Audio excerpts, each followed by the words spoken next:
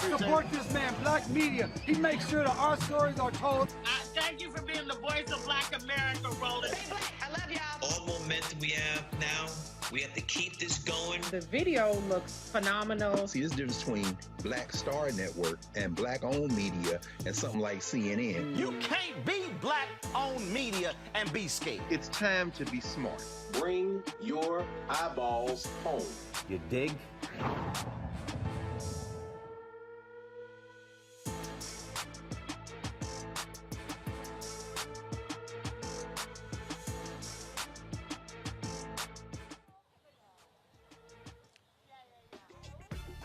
Today is Tuesday, March 1st, 2022. Roland Martin Unfiltered on the Black Star Network, coming live from the Town Theater here in New York City for the celebration of the 95th birthday of the great actor and activist Harry Belafonte. We'll be talking to many of the celebrities who will be coming through him to celebrate Mr. B. Also, today the State of the Union is taking place.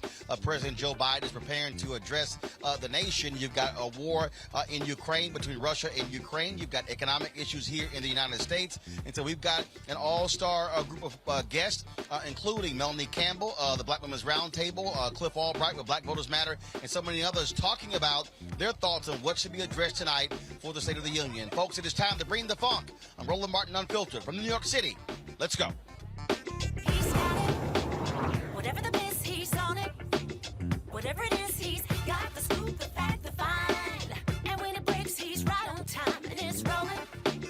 Best believe he's knowing. Putting it down from sports to news to politics. With entertainment just for kicks, he's rolling.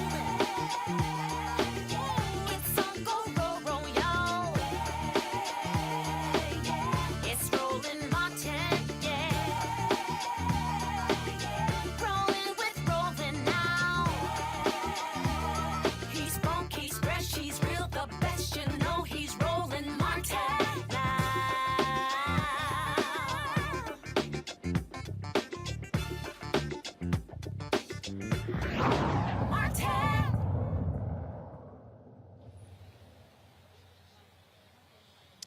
Folks, we are here live at the Town Hall Theater here in New York City, where the celebration will be getting underway in less than 2 hours for the great actor and activist Harry Belafonte. Today is his 95th birthday celebration, and there are a host of actors and activists who are going to be here to celebrate Mr. B. Of course, he is a special individual to many of us, someone who is a continuum from Paul Robeson to Dr. King to Nelson Mandela, so many different folks that he has come across in his 95 years. And so this celebration is about his life, his activism, and also, of course, the role that he has played in entertainment. And so we're so glad to be here to celebrate Mr. B. Of course, Sankofa, the organization that he founded, they are putting this on, his daughter Gina Belafonte, and so many others. And so we're looking forward to talking to folks here as we celebrate the great Harry Belafonte. Also, of course, today, the State of the Union, President Joe Biden will be speaking before Congress, talking about the most critical issues facing in this country. Of course, you've got war in Ukraine, between Russia and Ukraine. You also, they're having the war here when it comes to voter suppression, when it comes to the economy as well. And so we'll be previewing that speech. Let's get right to it. I want to bring up right now Melanie Campbell. Of course, she's the president and CEO of the National Coalition on Black Civic Participation. Also, Cliff Albright, a co-founder of Black Voters Matter. He joins us right now. Dr. Amara Inya, policy and research coordinator for the Movement for Black Lives. And also, Jennifer Blimore, of course, the Director of Policy and Advocacy for CTAC. And so glad to have all of you here. Cliff, I want to start with you. The For the People Act was not passed, obviously, by the United States Senate. Was passed by the House. That still is a critical issue. Today, they're voting in Texas. The primary is there. We're already hearing from people who have issues voting there as well. And so what do you want to hear tonight from President Joe Biden, specifically on the issue of voter suppression? Yeah, Roland, thanks for asking that question, because you got a lot of people that think that the battle for voting rights is over. And so we need to hear him talk more in this speech than in the last speech he gave in the joint session of Congress. Of course, it wasn't called the State of the Union last year when he gave it. But last year, he only talked about voting rights literally for a matter of seconds. I think it was 2 sentences, and it came just about at the very end of his speech. He set the tone last year in that speech for what would then happen the rest of the year, which was basically the administration, him in particular, not really paying attention to the issue, not giving any more speeches until July, and then after the July speech, not giving another speech until January when he finally came out talking about modifying the filibuster. And so he's going to have to give it more attention than what he gave. It needs to be upfront in the speech. If we think that this democracy is under attack, then you have got to talk quickly and comprehensively about that attack early on in the speech, or else there's no reason for anybody on the other side to take him seriously. Nor is there any reason for black voters who, like you said, who are out voting right now in states like Texas, where we're seeing 1/3 of the ballots that were being returned by mail that were being rejected, right? And so there's no reason for us to then take him seriously when he says that this is a priority. So we have got to hear him set a clear tone on this issue of voting rights, letting people know that it's not over, that we need to fight, making it clear what it is that he wants to see throughout the rest of this year. And more importantly, just being courageous enough to talk about race at a time in this country where we know that there's a whole movement to get people to ignore race, to burn books about race, to take it out of our schools. The extent to which he's willing to have a conversation and talk squarely about race in general, voting rights in particular, when he talks about it in the speech and how much he talks about it, that is going to send a clear message to us as voters as well as to the opposition on the other side. Melanie Campbell, I broke the news about an hour ago that Vice President Kamala Harris is going to be traveling to Selma on Sunday to walk across the Edmund Pettus Bridge, to give remarks there as well, and to meet with civil rights leaders. And so this still is a fundamental critical issue that this administration has to deal with, has to keep pressing, even though you have Senators Joe Manchin and Kristen Sinema, both Democrats, who refuse to end the filibuster. This still has to be front and center for this administration and also in the minds of Americans. Yes, and Roland, ditto to what my brother Cliff talked about. One of the things is also, I'm sure, because of what's happening with the war with Putin attacking democracy overseas, right? Is that when we know he's going to talk about that. You can't talk about that, what's going on, and not talk about what's going on right here in the United States of America. And so I think if he needs to connect those dots, democracy is under attack globally, and in particular, our democracy is under attack. And voting rights is critical and core to being able to address that and roll back the clock on the voting rights assault that is taking place in this country. We would not have a democracy, really, at the end of the day, if we don't get that done. I think it's really important that Vice President Harris is traveling to Selma for the 57th anniversary. But that's got to be critical. You can't talk about this from a global perspective and not talk about what's happening here. And that you will continue to fight for passage of the voting rights bills that were out here, the Freedom to Vote Act, the John Lewis Voting Rights Restoration Act. Very critical and core if they're serious about saying, because they said they want to fight, then keep fighting. Amara, on that particular point, Melody talked about this being, of course, a battle, a war when it comes to democracy in this country. That's exactly what we are seeing as we speak. And so when we talk about what's happening across this country with Republicans in Arizona, right now they're trying to actually stop, of course, no excuse absentee balloting, which they've had since 1991. They saw what happened. You've had the Texas Attorney General Ken Paxton say that by them stopping mail-in balloting, that's how they allowed Donald Trump to win in Texas. And so what the Republicans are doing is advancing this big lie. They want to still elect the election in November with midterm elections, and they're laying the groundwork for 2024.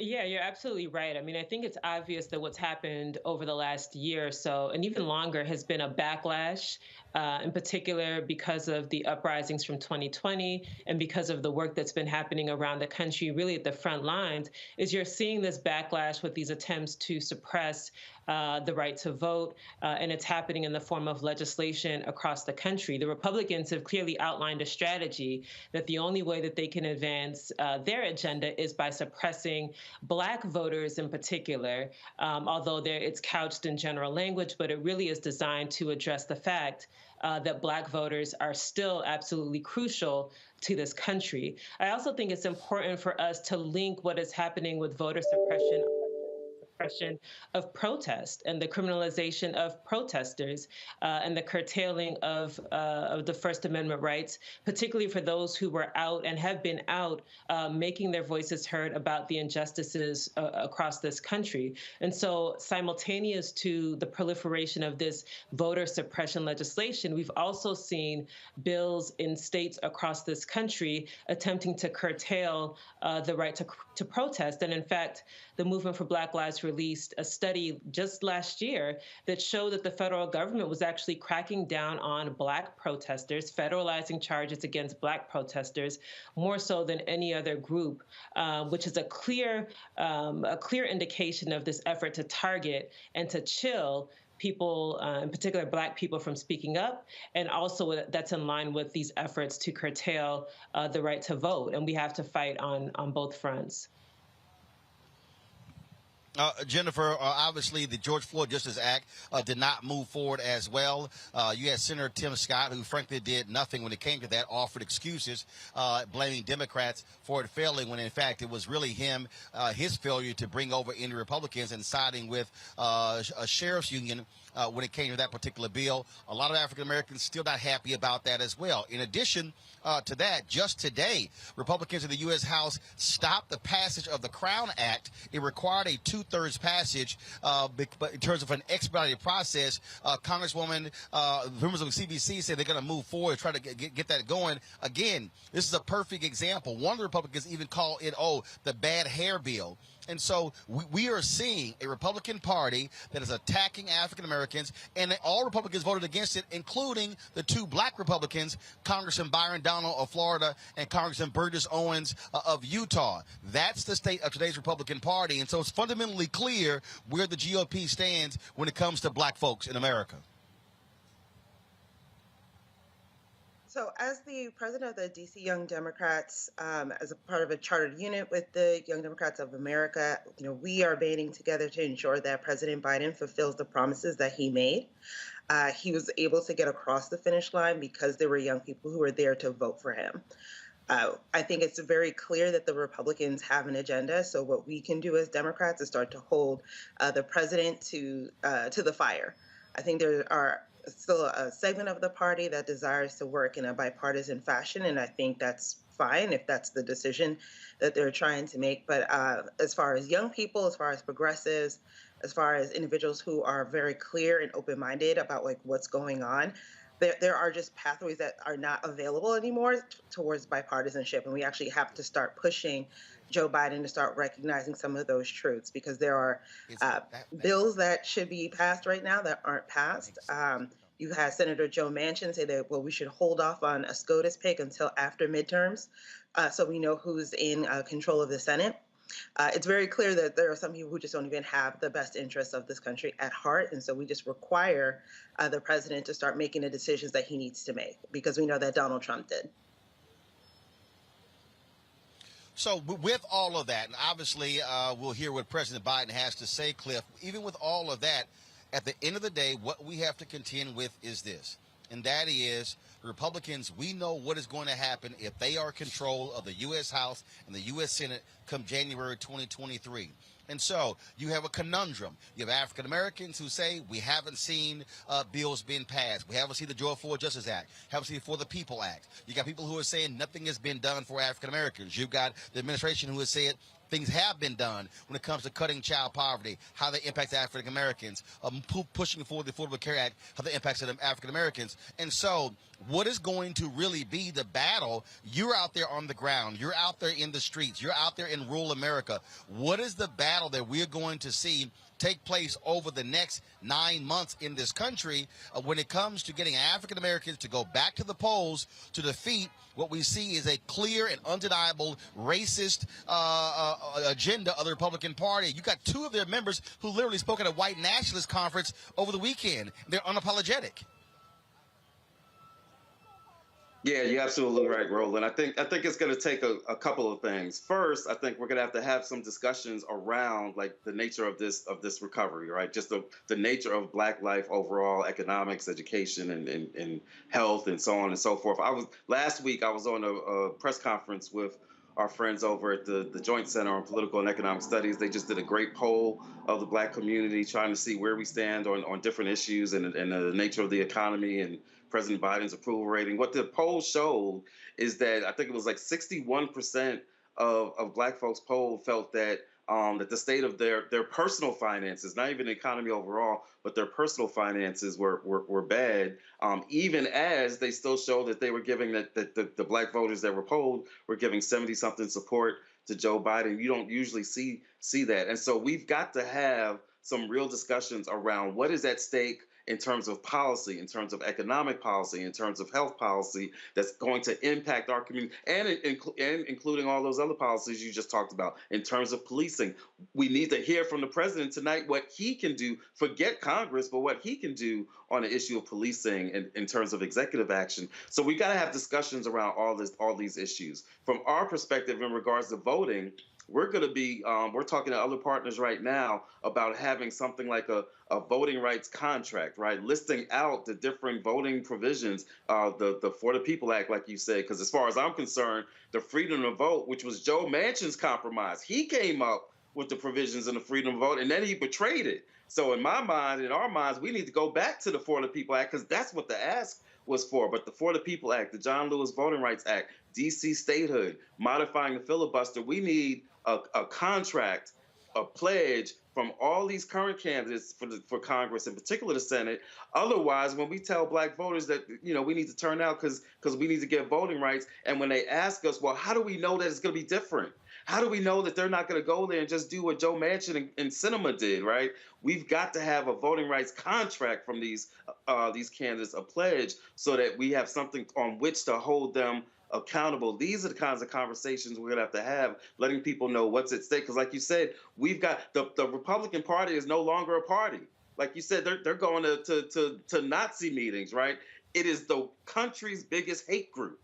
And we've got to make it clear to folk that that is what at stake. But it's not just about the hate. It's about the policies that come from that hate that put our lives at risk.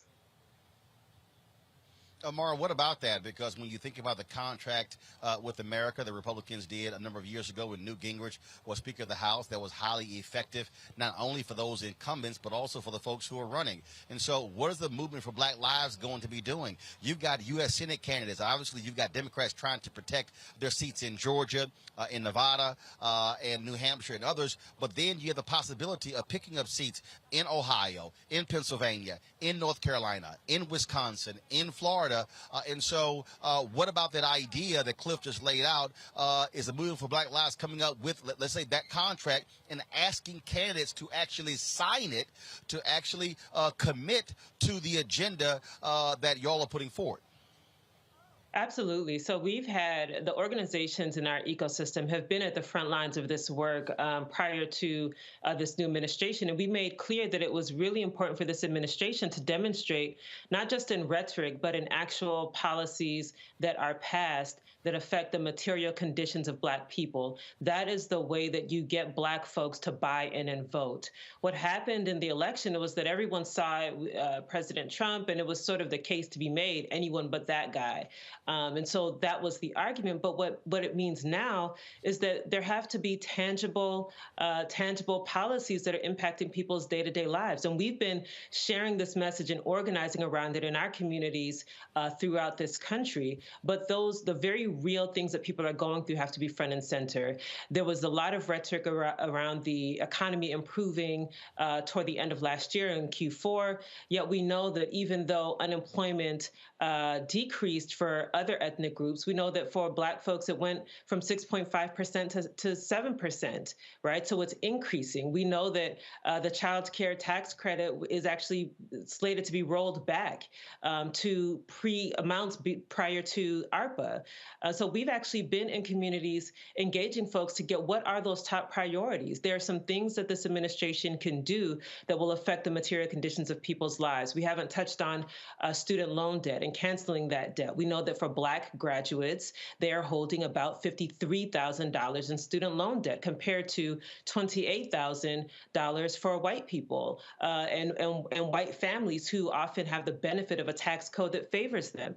This amounts to real circumstances that people are grappling with in their day-to-day lives. And we haven't even touched on the cost of gas. People are spending upwards of 11%, which is higher than it was in 2020 on gas costs. So the circumstances in Ukraine and in Russia will undoubtedly have an impact on what Black folks are currently dealing with as they budget from week to week, from month to month. So to get the buy-in, there has to be tangible change in the material conditions in the lives of Black people. We have heard this from all of the organizations in the Movement for Black Lives Network, and we have tried to convey this to the administration, to our elected representatives, so that they can get out in front of these issues and have more to offer than rhetoric come midterms. So, Jennifer, here's the issue, and that is, obviously, you can pass things in the House. Democrats have done that, but the stumbling block is the Senate. It's 50-50. So at the end of the day, you've got to get beyond that hurdle. And so if Sinema and Manchin don't move forward with it, nothing gets done. And so, and I have people say, well, what do we do? And I say, well, what we have to actually do is recognize what's going on in terms of those critical states where you can pick up anywhere from 3 to 5 U.S. Senate seats. Look who pops over my right shoulder, Danny Glover. I'm gonna get to him in 1 second. So Jennifer and Melanie, y'all want y'all to finish y'all point. Get rid of y'all. Come on. He just pops in. So Jennifer, go ahead. So you're 100% correct, right? And so one tool is to abolish the filibuster, because we know if we do that, then DC can become a state, and that will really change the dynamics of Congress. We know that's not currently going to happen. So what's the other thing that we can do? Well, we know that there are people who are in the Arizona and the West Virginia legislature who could defeat both Sinema and Joe Manchin. And we have to just start to believe that as a party. We can't just sort of sit down on these people and think that Joe Manchin is going to continue to be the manna from heaven that he's decided that he is. So we really, again, have to start to push the Democratic Party in a direction that starts to, challenge it to take risk and move away from the old conventions that we need these people to be here in order to get the things that we need. I think there's more opportunities for more individuals who are going to be running in these upcoming races that are going to be more progressive, who are going to be more determined, and are willing to, again, push the party in a direction that gets us closer to what it is that we're looking for.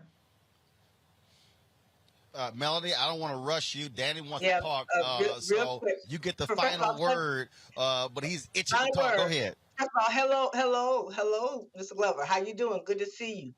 Listen, bottom line, it's been said. I did everything. We got to be laser focused on 2022. You talked about those things. I'm just speaking nonpartisanly, just factual, right, Cliff? You a C4, I'm a C3, so I'm going to stay out of trouble. But the bottom line is that we got to be laser focused on those Senate races. Like the sister said, we got to shift power.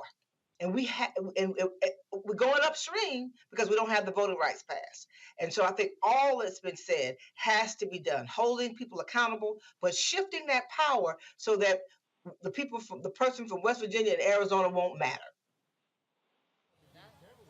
All right. Melody Campbell, Cliff Albright, Amara, Inya, Jennifer Limmer, I certainly appreciate it. Thank you so very much for joining us. Thank you. Thank you.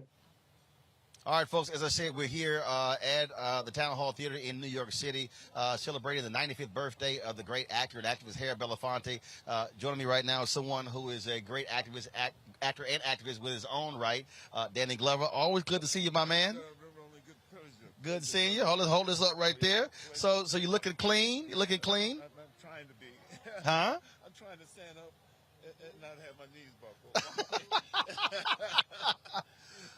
Well, first and foremost, we were talking about President Joe Biden's State of the Union speech tonight, the preview. Of course, we are entering a political season. You are somewhat of a political animal. What do you want to hear out of the president tonight at his speech? Well, I think that we, there are the issues that we have to address in the world. You have issues within a framework. I think that we have to talk about, tell the truth. I mean, we want a little bit of truth of what's going on here and what has happened here in the arrangements that have happened. And I just don't want to do what I do want to think is that we have to talk about how do we find some way to negotiate ourselves out of this, and it's not only just the United States and the Soviet Union or Russia, it is the world, that everyone's at a very tense moment at this time about what is happening here. Certainly there are promises that have been made. Often what we see is not really what is. And we know that. We know that in real politics. And I just want the truth. That's all. Let's talk about your longtime comrade in arms, Harry Belafonte. He is a tremendous individual, just an amazing life. Why did you want to be here to make sure that you celebrated his 95th birthday? Because a long time ago, when I was a very young child, he recruited me. He goes to recruiting people. That's what he does. He comes to say, how many people want to walk with him? You know, there's an event, there's an issue. You know, I say I walk. He says I walk with Mandela. I walk with King. I walk with Malcolm. I walk with all of them, and that's what he brings to the table. He brings authenticity. He's always brought authenticity, and that's what Harry Belafonte is about. One of the other thing is he's always, of course, he's always got loud sounds in New York City. One of the things that he's always been about as well is understanding the power of celebrity, but using it to be a change agent as well. And he said it was Paul Robeson who passed that it down. is. What did Paul say? That artists are the gatekeepers of truth.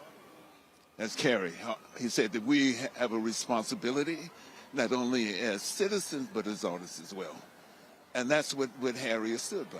And that's what this 95 years of commitment from the first time. Imagine him sitting around at 19 years old with W.B. Du Bois, Robeson, them sitting around. And you can imagine them sitting, Langston Hughes, sitting around Ossie Davis, Ruby Dee. I mean, at a time of an extraordinary change post-World War II United States, the changes that need to happen and destined to happen, he was right there as an artist, an activist, and a citizen. I reached out to you, and you were traveling, and I have to get your thoughts with his longtime friend, whose birthday was 9 days ago, who we lost, and that is Sidney Poitier. There's a day. We stand tall. We stand on the back of others. There you are, right there. Someone else who gave, who talked, who spoke truth to power through his work, through his majesty. Every time I looked at Sidney Poitier, I wanted to walk like Sidney. You know, I wanted to feel the seal of energy. You know, and I always say some people have presence and some have presence. They call me Mr. Tibbs. But he drew it out. They call me Miss. He drew it out.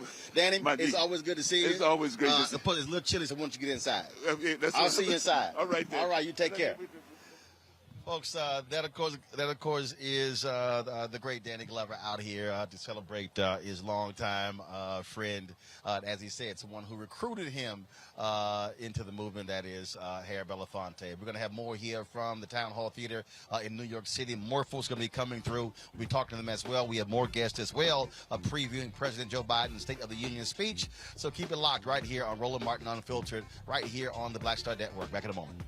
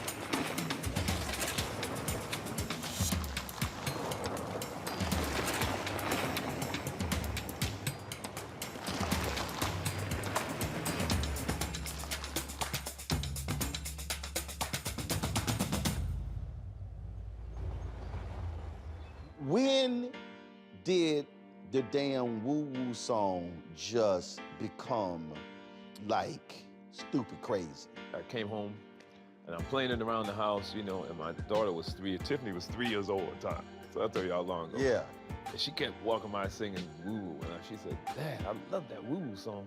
And I'm like, you can barely talk. That's not the woo-woo song. It's called You Should Be Mine. No, it's the woo-woo song. I called the songwriter and I said, my daughter said, this is the woo-woo song. And they said, well, maybe she's right. So they kind of named it the You Should Be Mine, but in parentheses, right. It's called the woo-woo song, right? Wow. So the record company went out in the street with microphones in the city and had people sing woo-woo-woo. And people were going crazy over just singing, can you woo-woo-woo?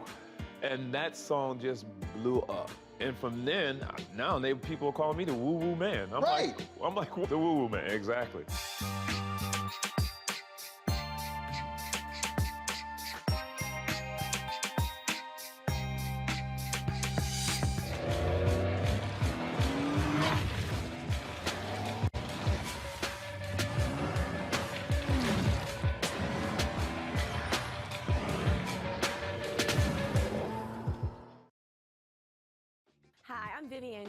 Hey everybody, this is your man Fred Hammond, and you're watching Roland Martin, my man, Unfiltered. Go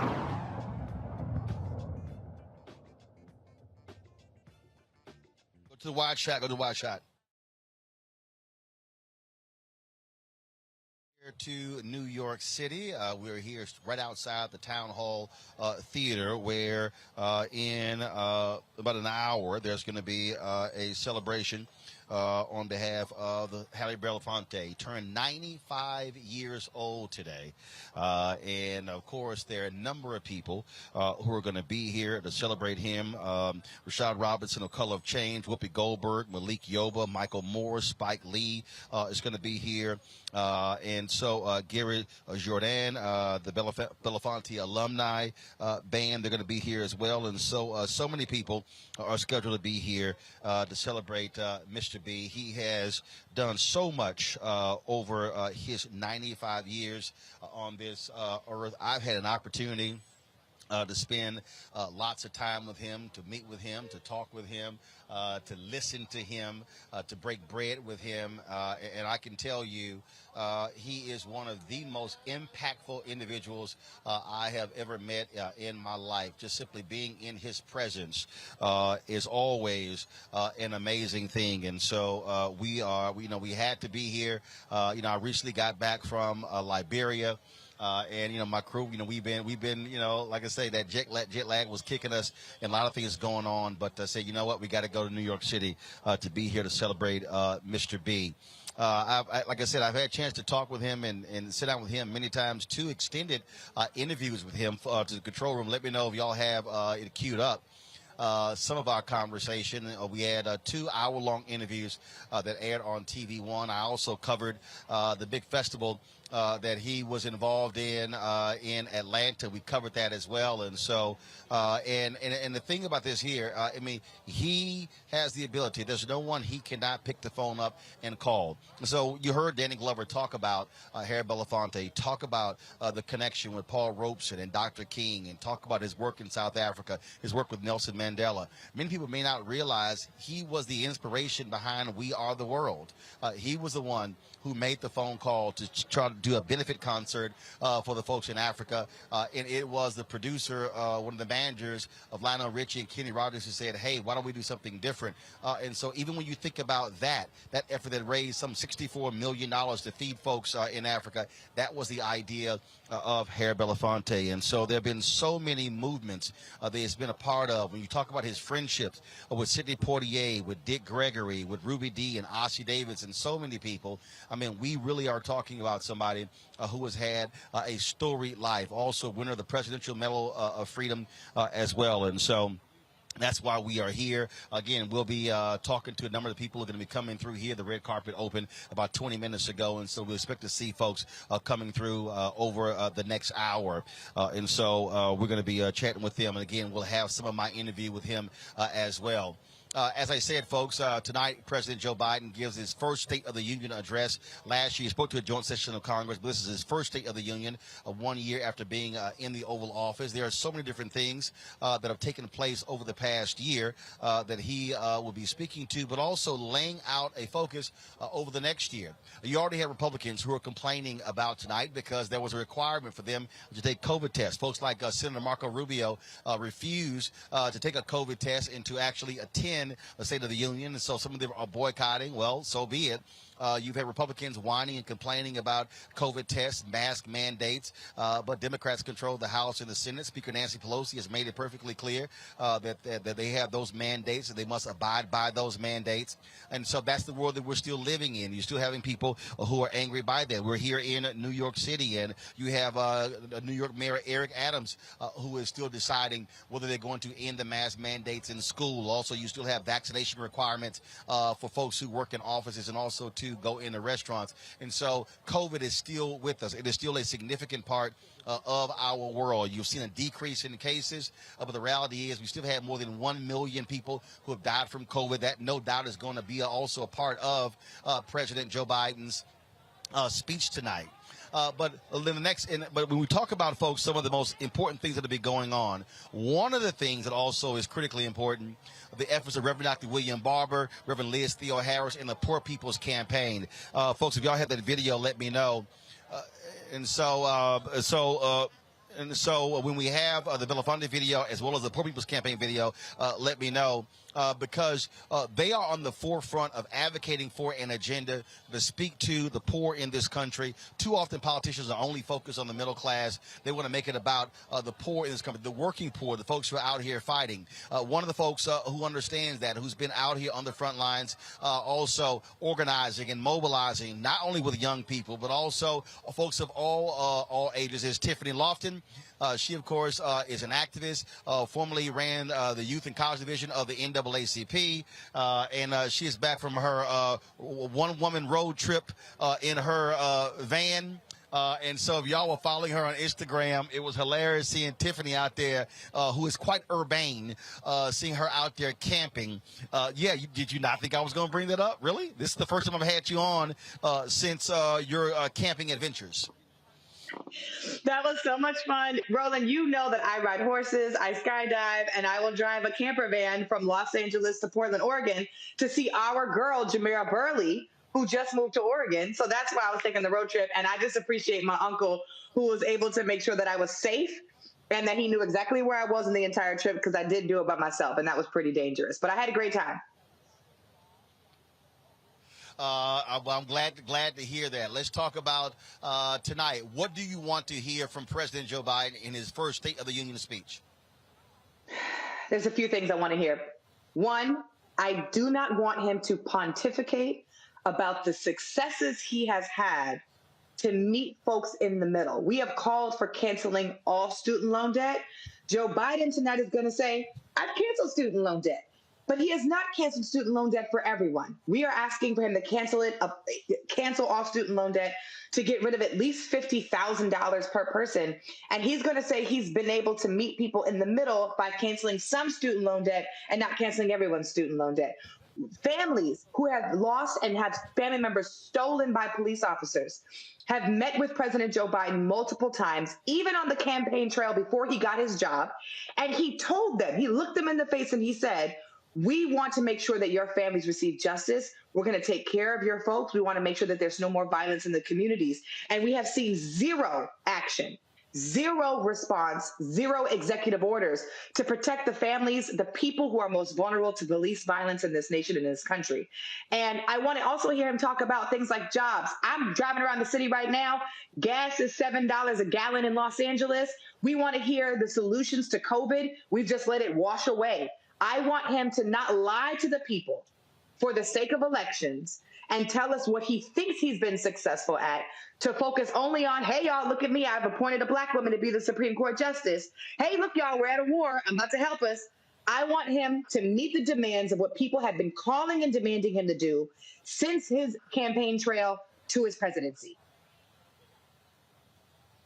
But the issue that he obviously has to also deal with is that he can make as many promises as he wants to.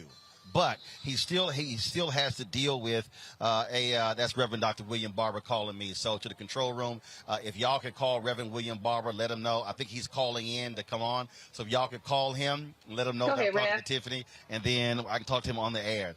And so the thing here, Tiffany, is that he can make promises all he wants to, but the reality is bills are passed by Congress. And so that is sort of where we are now. You got the House, sure, bills have been passed in the House, but they're being blocked in the Senate because it's 50-50. And so that is a conundrum. And again, the unwillingness of Sinema and Manchin to get rid of the filibuster, that is what is preventing so many things that we want from actually getting through. The dichotomy that I'm finding, Roland, with the people that I work with and the communities that I'm helping to organize, is that they do not understand. And yes, there are procedural politics to our government. That is without a doubt. Anybody that's smart that can look these things up will not say that Joe Biden is responsible for everything that happens in this nation. And that actually shouldn't be the case. But what we do know is that Donald Trump took a lot of executive orders and a lot of executive actions to meet the promises that he made his voters when he got elected. And what voters are saying now is, we just want you to do what you promised us you were going to do. Yes, the John Lewis bill did not pass. Will give us voting rights. Yes, women's rights and reproductive choice is on a statewide level, but at least give us a basic protection so we can have our own agency and decide what we want to do with our own bodies. Yes, we are waiting for Congress to cancel student loan debt and make it more affordable. But Joe Biden can sign an executive order right now to cancel off student loan debt before his State of the Union address and make us all really happy. Yes, he can pardon people and end the war on drugs. But for what the White House says, and this is where this battle is going on. You have Senator Elizabeth Warren, who says the White House has the authority.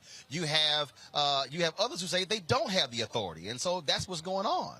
Yeah, listen. When my mama and my daddy, when I was younger, okay, if so I wanted something, hold up, Tiffany. Go ahead. Hold up, Tiffany. Gina Belafonte just jumped in here. Hi, Tiffany. How you doing? I'm so sorry.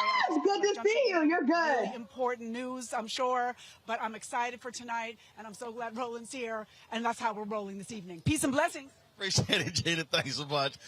Me and Gina were in Palestine together. It's so good to see her again. And so my parents, when I was younger, they used to say, well, you got to talk to your daddy. Well, you got to talk to your mama. See what your mama thinks. See what your daddy thinks. And we keep playing this game of politics. I don't understand why any party, why any side of the aisle plays this game of pointing the politics, other than they don't want to take responsibility.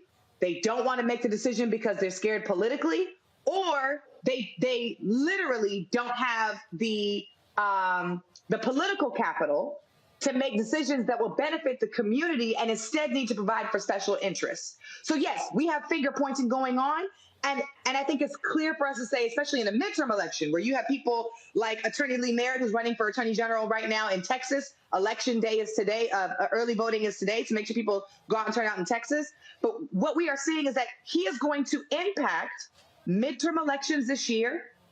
And this is all going to impact him when he decides he wants to run again in 2024. We're not confused by who's in charge, who's making a decision. Elizabeth Warren and half of Congress, President Derek Johnson and Chuck Schumer, just wrote an opinion editorial about how Joe Biden can cancel student loan debt. He's just deflecting because he doesn't want to do it. And I'm going to be honest.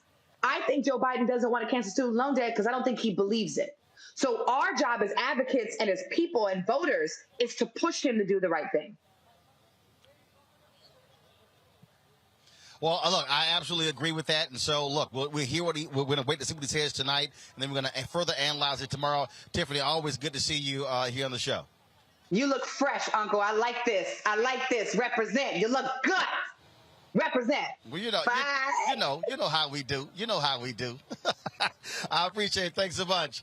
All right, folks, so we want to quickly turn to my alpha brother, Reverend Dr. William Barber, of course, who is a co-convener of the Poor People's Campaign. Reverend Barber, glad to have you on the show.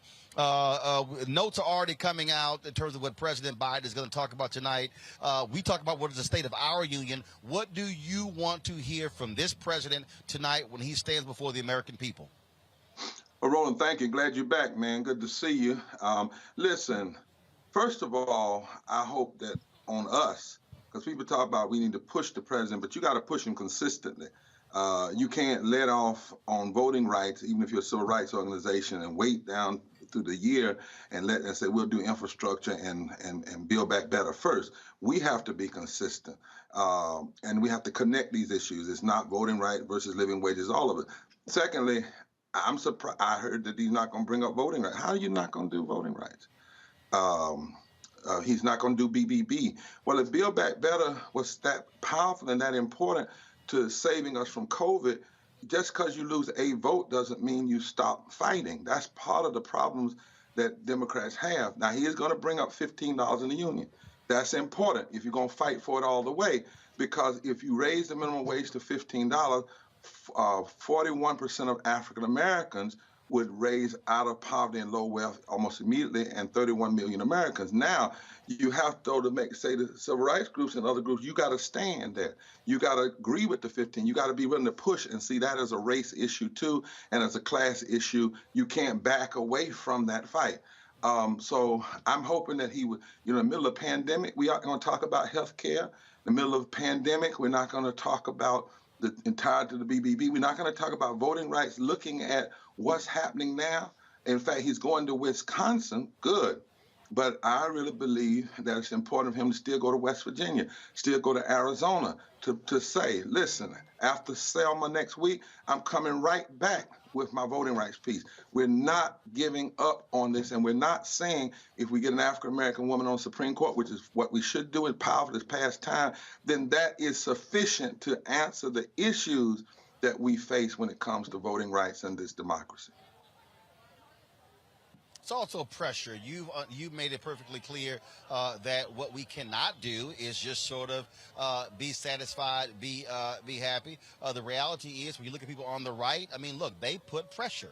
That's right. What they did, and so let's just be honest. You've got a whole bunch of civil rights organizations and leaders sitting on the sideline, having meeting in the suites, but not being out there in the streets. When the reality is, politicians understand external public pressure.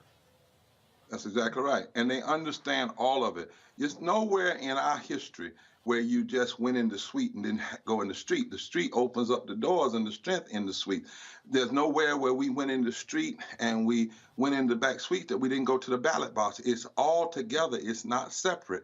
And to suggest that some talk about, well, that's performance activism, there's nothing performance about what Fannie Lou Hamer did and Rosa Parks did and Martin King, or what young people are doing today, or what others have been willing to do that put their bodies on the line. The fact of the matter is, if folk hadn't sat back and would have joined, it would have created more of a moral tension in the country to push these issues forward. We have to make sure folk are clear that these issues and addressing them are unavoidable. You're going to have to do it. That's why, as you and I are working toward June 18, 2022 for a mass Poor People's Low Wage Workers Assembly and moral march on Washington and to the polls. We are not giving up on these issues. We're not going backwards on these issues, and we're not going to let off on the political pressure, the moral pressure, and the voting pressure. Frederick Douglass said it, and it's still true. Power concedes nothing. It never has, it never will, without a demand. And we have to have a demand in all forms, not just in some forms. To your point about what will come up, what may not come up, the bottom line is this here: even after this speech, folks like you and others must be ready to put pedal to the metal tomorrow to say, okay, Mr. President, you didn't bring this up, but we're going to make sure that it's still part of your agenda. Exactly. And that's why, what I said to you, we're mobilizing right now. We got calls tonight with Virginia and Tennessee and groups that are mobilizing. Somebody said, well, why June 18th? Because the legislature, Congress is still in session. Why June 18th? It's because we're saying these issues are not going anywhere. Why June 18th? So we put a face on these issues. We reset the moral narrative. We build power. And then we give folk the whole summer to mobilize and organize for the poll. There are 5 Senate seats that can be dealt with and can't be touched by gerrymandering because they're at-large election. But we need to be pushing an agenda, and we need to be pushing activism. It needs to be all summer. And Roland, poor and low-wealth people now make up 33% of the electorate. And in states where the percentage between who won the presidency and who lost it was 3%, poor and low-wealth people make up 45% of the electorate. That is a power block that must be organized is made up of black people, white people, brown people, Asian and natives people. And if that comes together with Latino people around an agenda, we can actually undermine what the pundits are saying and change the whole political calculus. But we will not do it just meeting in the back room. I've been in, I know about going in suites. I know about meeting with people. But if you don't have a meeting in the street, as the Bible says, the suite is weak and ineffective. All right, Reverend Dr. William J. Barber, always glad to have you here on the show. As you said, we'll be there on June 18th. Broadcasting that event here on the Black Star Network to make sure that we're mobilizing folks around the poor people's agenda. God bless you. Take care. And you're looking good, boy. Thank you, sir. You know how the alphas do. You know how we do. All right, then. We're going to go to a quick break. When we come back, we're going to talk to Congressman Ro Khanna from California. We'll also talk to more folks here at the Town Hall Theater here in New York City, celebrating the 95th birthday of actor and activist Archie Belafonte. You're watching Roland Martin Unfiltered right here on the Black Star Network.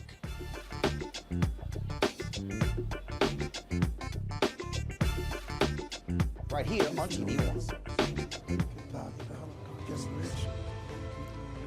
One of the things that we don't have a problem with, finding young voices and courageous young people to step in and give a phrase.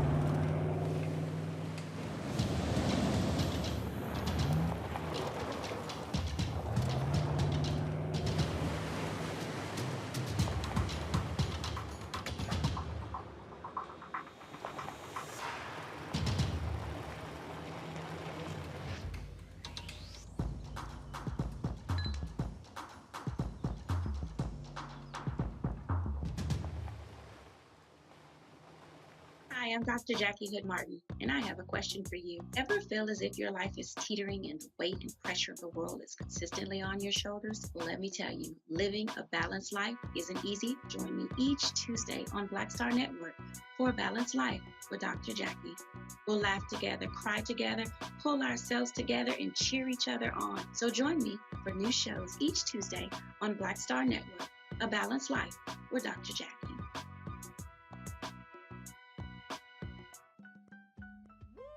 We're all impacted by the culture, whether we know it or not. From politics to music and entertainment, it's a huge part of our lives, and we're going to talk about it every day right here on The Culture with me, Faraji Muhammad, only on the Black Star Network. Hey everybody, it's your girl Lunel. So what's up? This is your boy Earthquake. Hi, I'm Chaley Rose, and you're watching Roland Martin Unfiltered.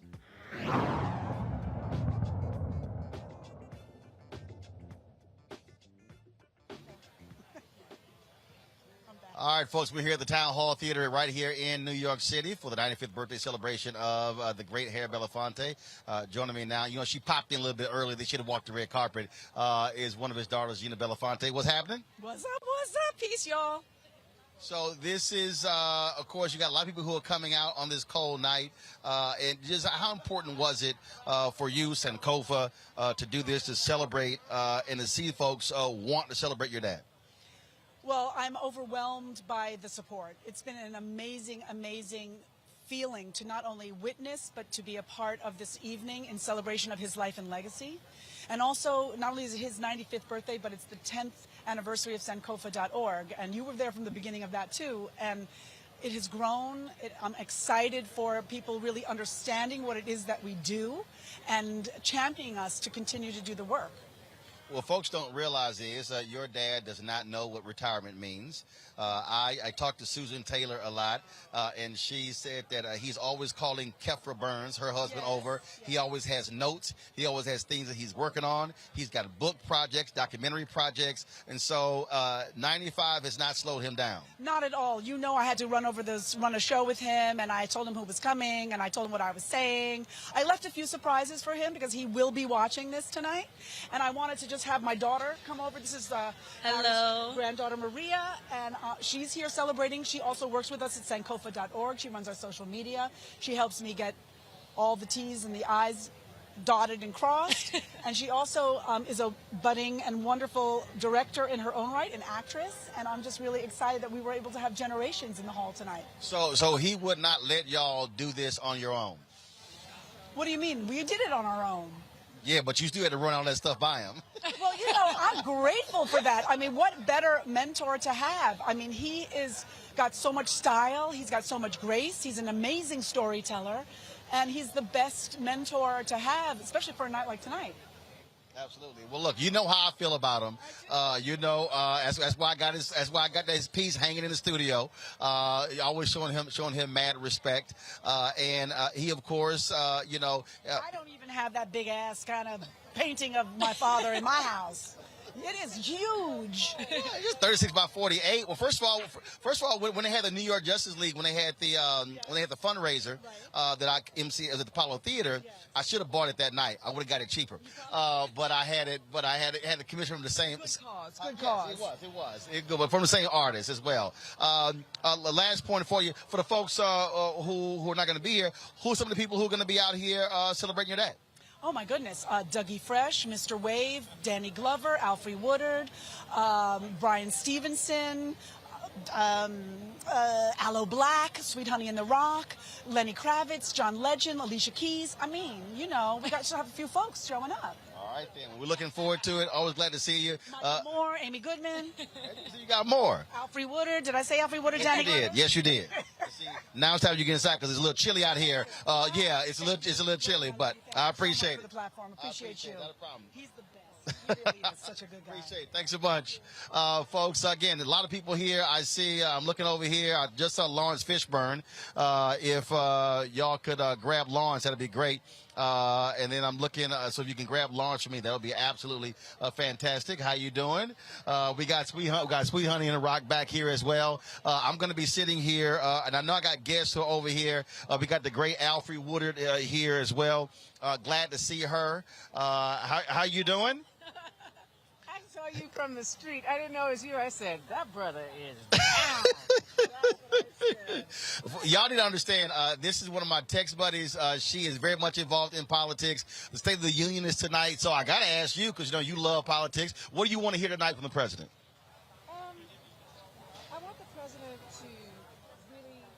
I want the president to really talk loudly about what he has accomplished. To lay to rest this whole idea that he's done nothing. You know, people are not paying attention.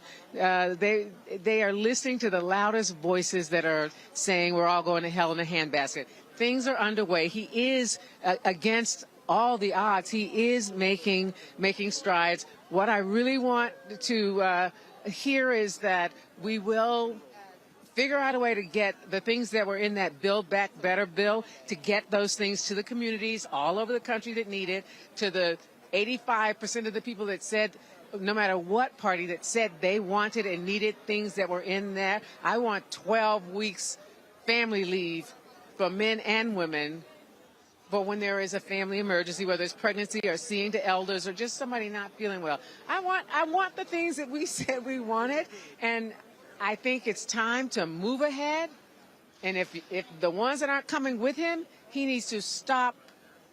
Look at me talking to the president. I would advise him, as a fellow human being and a mother of children, you know, when one of the kids is having a tantrum, you just close the door and say, you know what? When you're done, you come on out and join us. But we are building right now, so I want to move forward. If people don't believe in whatever has become known as bipartisanship, that doesn't matter, because their people in all places around this country need those things. Yep. And everybody else is doing politics, and the people are wanting progress. Ticks. I'm going to talk real soon to Congressman Ro Khanna out of California, but I do want to get your thoughts. Harry Belafonte, 95 years of an amazing life. You know, he's such a gift. We thought he was a gift because he looked so fine, and he sang so beautifully. He made us feel light and happy. He made us feel romantic. He's made us feel deep when it touches your heart as an entertainer. But he has changed our lives as a man. He's always shown up for the people, for all people. He's shown us that we have a voice, and that not only every voice, every vote, every step, every hand reaching out to touch another hand that have shared concerns, that's power. So he's given people around the world agency. If that's not something to celebrate, nothing is. I'm happy to see you. I'm just grinning. It's always good to see you as well. All right. Always good to see you. Thank you so much for stopping by. I appreciate it. I love you as well. Okay. Folks, Alfre Woodard, glad to have her here on the show. Let's go to Representative Ro Khanna from California. Glad to have you on the show. Of course, she is a constituent from the state, also often been a delegate at the Democratic National Convention, Alfre Woodard. Congressman, again, glad to have you here. Big speech tonight, the first day of the Union for President Joe Biden. What do you want him to tell America and the world when he stands there before the cameras? Roland, he first needs to talk about all of his accomplishments. I mean, the American Rescue Plan that under his leadership we passed has created record number of jobs. Unemployment's at 3.9%. It's put more money in the pockets of working families. We passed a bipartisan infrastructure deal. We're on the heels of passing a major bill, the CHIPS Act, that's going to bring semiconductor manufacturing back into the United States. In fact, Intel in my district is pouring $20 billion into the state of Ohio, revitalizing New Albany. So the president needs to lay that out, and then he needs to talk about what we still need to do. At the top of that list, in my view, are voting rights and climate. He's got to talk about how we get basic voting rights through in this country. It's 2022. We shouldn't be debating this issue. And he needs to talk about how we get something on climate. One of the things that we are dealing with, and that is you still have a block in the United States Senate. Bottom line is he's tried, others have tried. You can't get past the obstinacy, if you will, of Senators Kyrsten Sinema and Joe Manchin. And so one of the things that the president has to do is rally his base because Democrats are trying to maintain the House. They're trying to maintain the Senate as well. Well, the president needs to, I think someone like Senator Sinema needs to be asked about the Civil Rights Act and the Voting Rights Act. Would she have, if she had a choice in the Civil Rights Act and the Voting Rights Act in 1964, would she have not voted for that and abolished the filibuster to do that? I mean, why would we not abolish the filibuster to be able to get people the right to vote? I think the president needs to make that case. He needs to make the case against the filibuster tonight, and he needs to show the American public and our base that he is fighting for this. All right, Congressman Ro Khanna, I certainly appreciate it. Last thing here, you got your whiny Republicans upset about having to take COVID tests. I mean, my goodness, are these people so weak they can't show any leadership? It's a COVID test. Hell, I got to take one to get on the plane to go to Liberia. I know. I mean, I really don't get it. It's basically, here's the thing. It's about not you. It's about your concern for people. There are a lot of people who are immunocompromised. There are a lot of people who still COVID is a big deal if they get it. And those are the people that we are looking out for. And so I think it is totally irresponsible that they are not doing that. And it's really unfortunate. I was overseas with Speaker Pelosi. We got tested every day before meetings. So I appreciate that. I just wanted to say with Harry Belafonte, I mean, one of the things I want to celebrate is his activism against apartheid, his activism against civil rights. And even if you don't agree with every one of his foreign policy stances, he was someone who believed in global justice. So I'm glad you're celebrating him today. Representative Ro Khanna, I certainly appreciate it. Thanks a lot. Thank you. All right, folks, my next guest out here, of course, y'all have heard their voices. They're amazing voices of the movement. They still doing their thing. Sweetie Honey and the Rock, glad to see y'all. How's it going? Hey, how are How good to see you. Absolutely. Good to be here. Absolutely. So let's talk about out here celebrating Harry Belafonte. Well, this is exciting. 95 years old. My mother's 98. I think it's just such a blessing and a wonder to have our seniors with us. And, you know, and they broke so much ground for us, you know, and that they still be strong and in their mind. God bless them. I'm happy to be here. We're going to sing for him tonight. And, of course, y'all were out there when he was out there as well during the Black Freedom Movement, putting it on the line. Yes. Well, you know, Sweet Honey Head New Rock has you have a long legacy of singing for social justice, singing for people's, I would say, experiences in this American way of life. And so we are just really happy to be able to keep it going. We're approaching 50 years next year. We will have our 50th anniversary. We're still on the battlefield. So what is your favorite Harry Belafonte moment, memory? Ooh, Lord what you got? Mercy. What you got, Barber? When we did the event in Georgia. When we did the event in Georgia a few years ago, and it was a huge crowd of people. It was very exciting, and it was almost an all-night event. Right. It was a Sankofa Music Festival. Yeah, I was there. You were there. We brought that. We were there. And Mr. B sang. Yes. He said, I have not sung in 10 years. I'm singing for y'all tonight. And yes, he did. I got it on my camera. I got it, and I have it on my phone, too. He also sat down with a lot of young people, and they could ask him questions about his experiences.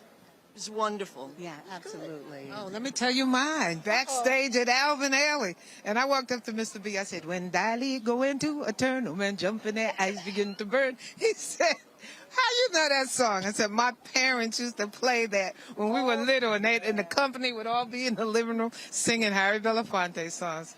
I love Mr. B. We call him Harry Belafonte. Well, he has long been the man. That's right. Well, look, I'm looking forward to hearing y'all tonight. We still appreciate it. Great seeing y'all as well. God bless you. Good to see you. Absolutely. All right. Take care. All right, y'all take care. Bye-bye. Folks, we're going from Sweet Honey in the Rock to my man Teff Poe. He's a rapper. He's an activist out of St. Louis. He joins us right now on Roland Martin Unfiltered. Teff, how you doing?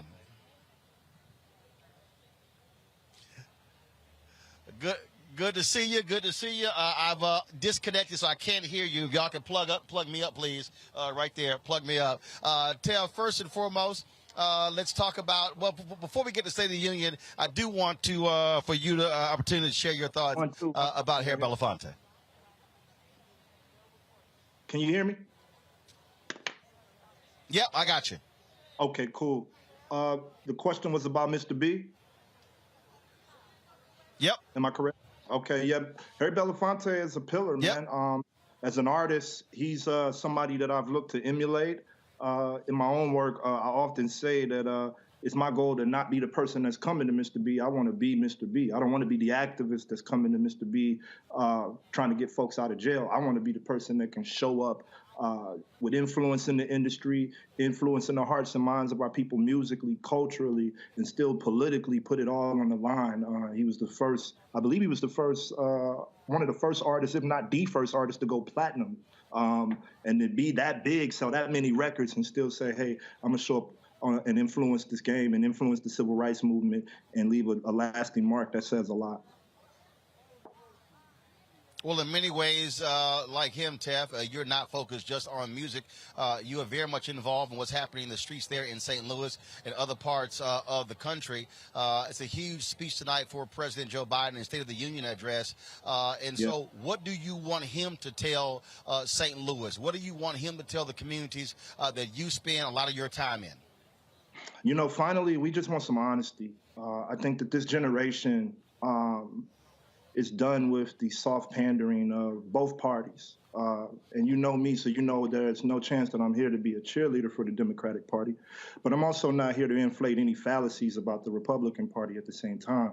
So with that being said, we have to be honest. We're looking for the president to be honest about the United States' imperial conquest overseas. We want him to be honest about the reasons that we perceive a lot of his responses to rogue regimes like Russia, who are attacking white countries with pale skin and blue eyes and blonde hair, while his response looks one way to those countries but looks another way to black and brown countries. We're a generation of globalists in this time. We travel, we see things. We're the information age, and no information is hidden from us in this era. So we need the Democratic Party to understand that the importance of being real with us. The State of the Union is a heavy concept. It's a heavy thing to address right now with the pandemic.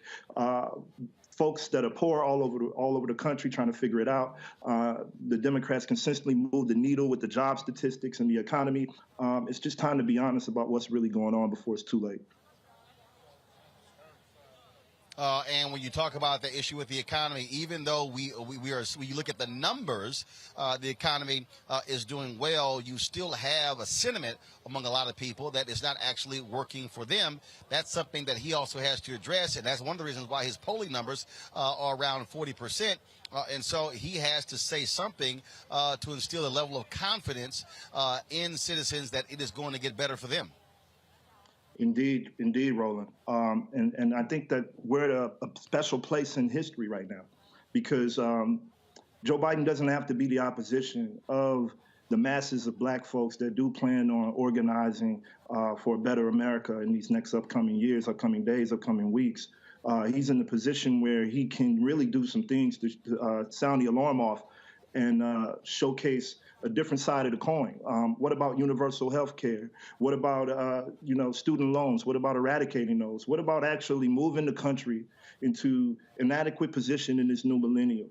There has to be some rectification for this America's rogue militaristic practices right now, especially as we're on the dawn of a new world war. Black and brown bodies, black and brown young men are going to be the ones that are fighting that war if we do go there.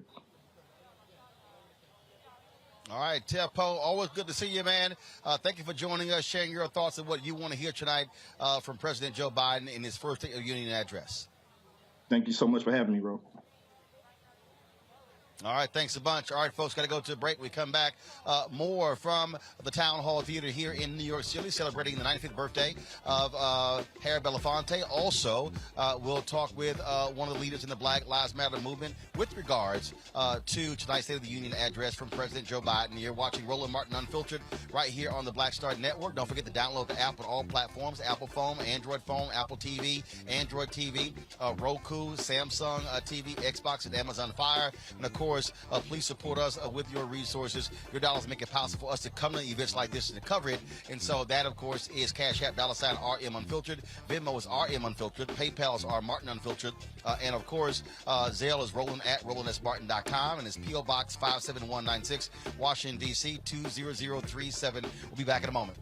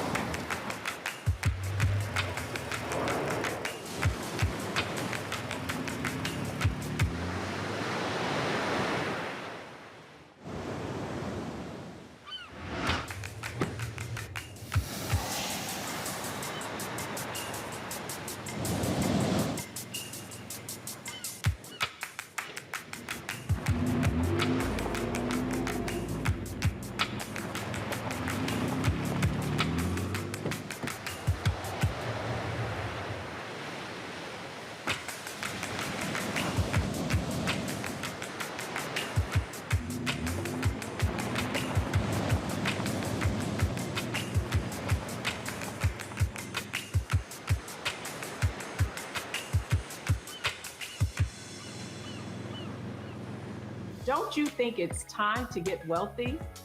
I'm Deborah Owens, America's Wealth Coach, and my new show on the Black Star Network focuses on the things your financial advisor or bank isn't telling you.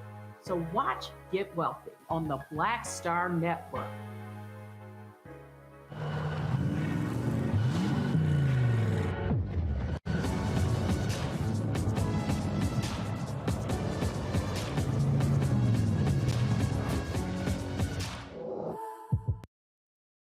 Black TV does matter, dang it. Hey, what's up, y'all? It's your boy Jacob Lattimore, and you're now watching Roland Martin right now. Yee.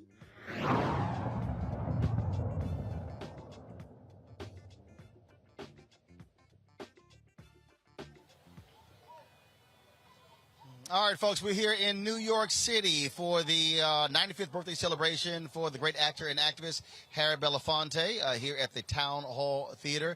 Folks are already arriving. Lawrence Fishburne has already arrived. Alfre Woodard, Dougie Fresh is going to be performing as well. Malik Yoba was one of the folks who's here as well. Lots more folks are coming through.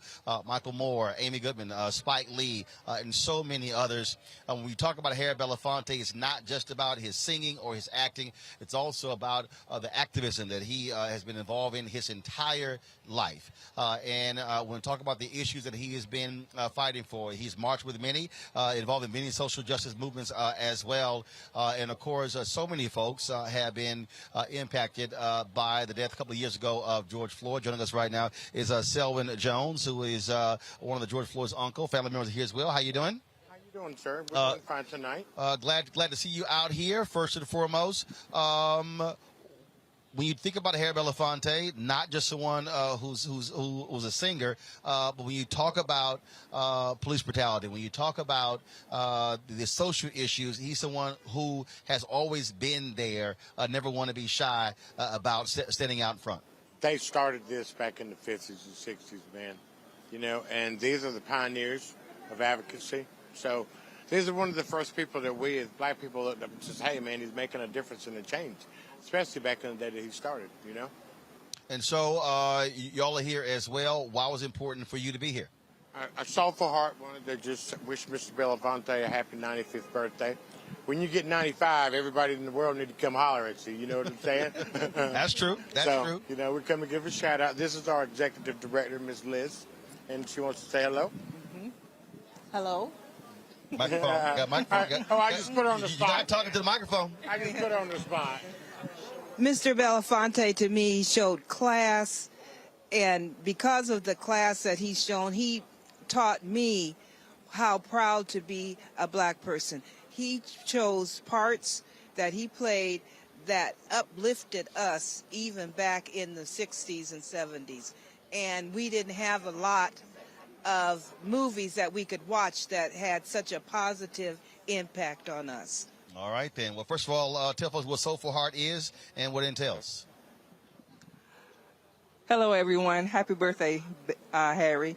Soulful Heart, memorializing George Floyd, is a nonprofit organization that was founded by Stephen Davis, myself, Love McCall, and, of course, Selwyn Jones, the uncle of George Floyd.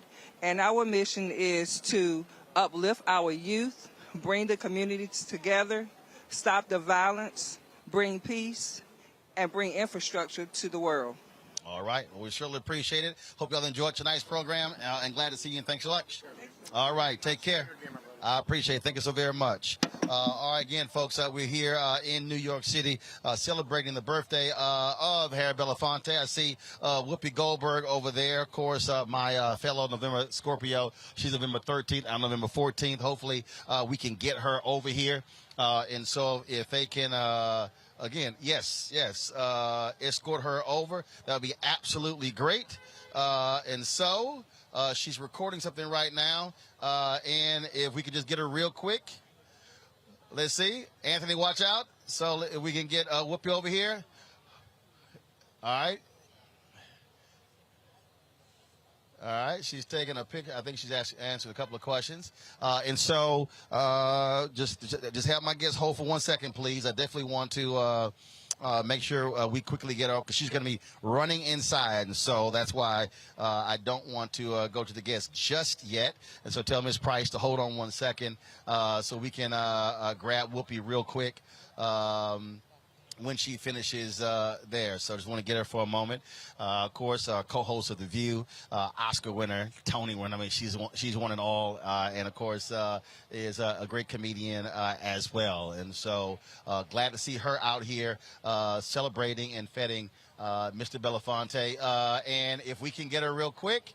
If we can get her real quick, real quick, let's see, India. If y'all can, here we go.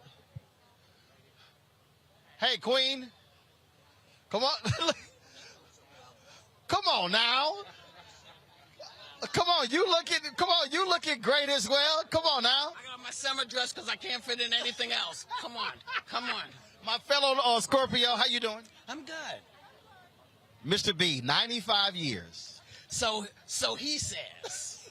He says he's 95. I don't know. Because he act more like he's 65. Well, he's 22 as far as I'm concerned, you know. Why was it important for you to come out here to show your love for him? Because he would have killed me if I didn't. You know, I love Harry. He knows I don't like to be out in public a lot. And so, you know, 95 is a big deal. You know, a lot of people don't make it. But Harry's here, and I want to make sure that I put my little voice in saying, you know, thank God you're still here. And thank God for all the stuff that you did, because you taught us, those of us who could do it, how to do it. You know? Well, I agree. Well, I always love sitting at his feet, listening to him, talking with him. But the things that are interesting, he wants to hear from you. I'm like, no, I want to hear from you. He's like, no, I want you to talk. Well, that's what keeps him going, because it stimulates a conversation that he may not be having with other people. So it's a joy when he wants to talk to you, because when he doesn't want to talk to you, it's very clear. Yeah, that's true. Yeah. That's very true. Look, it's always good to see you. It's a little chilly out here, so I'll see you inside. Well, yes, I got on my summer dress. I told you, I got on my summer dress, the only thing I could get in. Shoot, you know, look at it. See, I should be on the beach right now. Well, I just got back from Liberia, so they sent me some stuff. I'll send over to the office. He just came back from Liberia. I did. I'm saying. I know. You know, I'm with the black people. Well, me too. I'd like to be a warmer black person. But I'm with you. It was 87 there. You know what? That is so mean. What? Well, I'm freezing with you. No, you're not freezing. Look at you. You are not freezing. I told him to go get these gloves. I said, go to that sprint and get my gloves. My hands cold. I know. Look at my feet. And, my feet cold right now, too. That's why I'm like a cop. I'm stuck. No, I see you. See that? You came out in these slippers. No, never slippers. Okay, I'm sorry. What? Birkenstocks. You know. Black people call them slippers. Do we? I can't remember what we do. We call them slippers. So many things. They call them sliders now. Sliders, that's right. I will see you in there. All right, darling. Good seeing you. All right, y'all. That is the great Whoopi Goldberg there. She said wearing her summer outfit because she couldn't fit anything else. All right, y'all. Let me go to my next guest. My apologies for having you on hold for quite some time. This is a fluid moment at the Melanie Price with Black Lives Matter. Doc, how you doing? I'm good. I want to say that I'm not with Black Lives Matter. I'm a professor at Prairie View, but I was asked to talk to you about politics in the State of the Union. Okay, sorry about that. That's what they gave me here. So my bad. Let me ask you this. What do you want to hear from the president tonight? What do you want to come out of his mouth, speaking to you and the folks who you talk to, the people who you relate with? You know, because I'm sitting in Texas on Election Day, more than anything, I want to know what he's going to say and actually what he's going to do about securing voting rights for Black and brown people in this country, and particularly in the state where I live. That is the thing I think that is pressing us the most.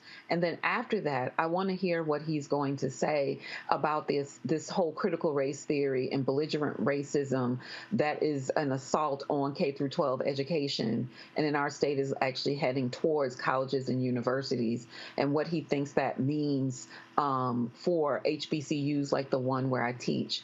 And I think the third thing I want to hear from him is what he's going to do about this economy. And we know, as they say, when the rest of America has a cold, we have pneumonia. And so what is he going to do that is going to help Black people and other poor people and people of color who have experienced a serious sort of downgrade in the ways in which they live because of the economic despair and in growing economic inflation? Obviously, the president recently appointed the first African-American woman to the Supreme Court. Justice is still a huge issue. And, of course, he's going to be pushing for her to get confirmed. It's very interesting when you hear – I would love to get your response. When you hear people say, well, that's not important.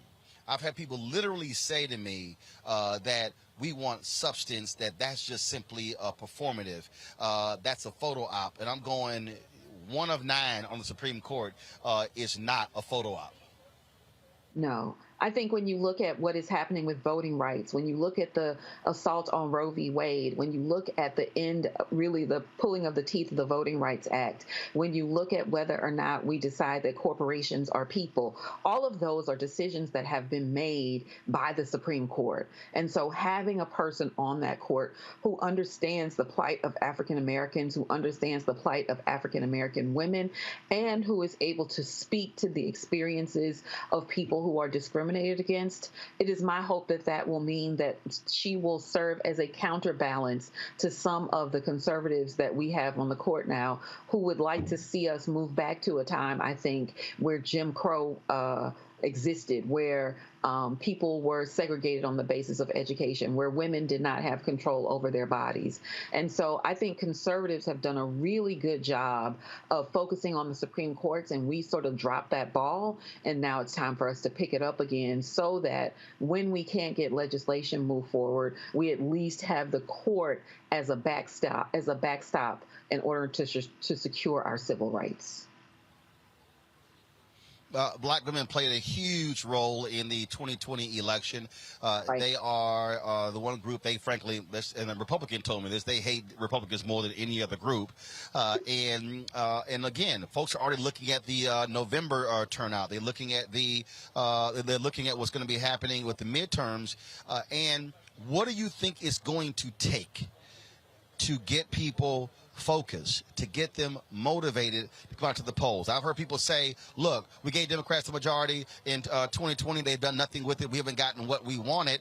But the reality is you still have this 50-50 deadlock, if you will, in the United States Senate. So what do you think he needs to say that will get the attention of African Americans to say, hey, we got to keep the momentum going and not roll back what we've seen and potentially have Republicans take over the U.S. House and the U.S. Senate come January 2023?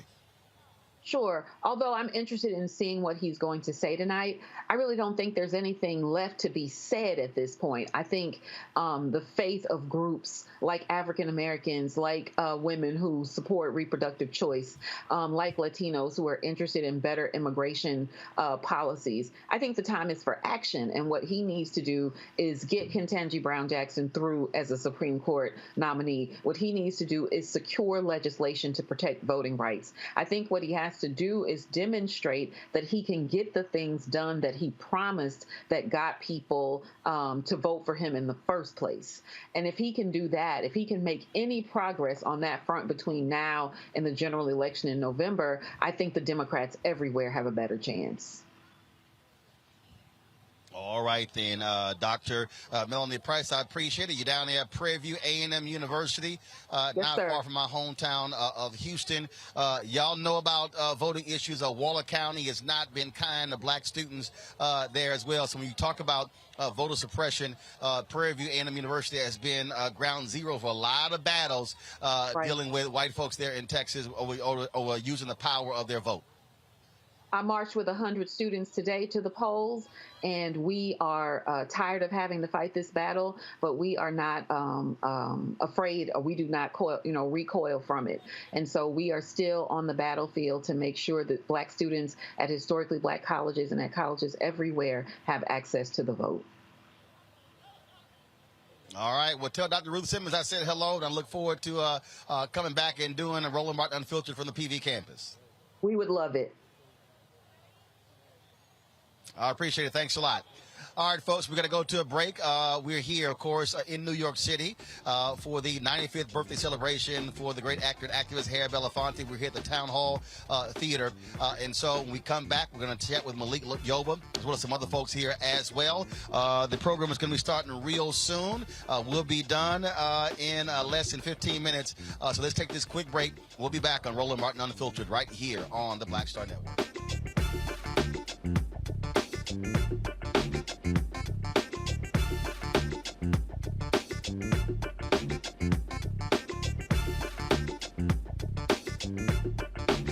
Black Star Network is here. Hold no punches. I'm real revolutionary right now. Support this man, Black Media. He makes sure that our stories are told.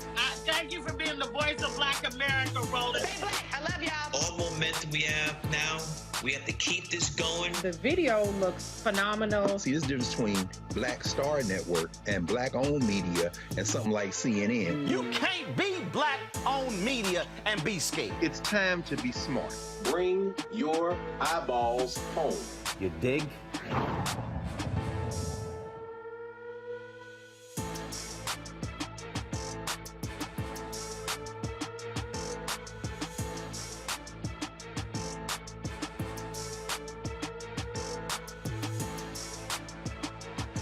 Hi, this is Cheryl Lee Ralph. Hello, everyone. It's Kiara Sheard. Hey, I'm Taj. I'm Coco. And I'm Lily. And we're SWV. What's up, y'all? It's Ryan Destiny, and you're watching Roland Martin Unfiltered.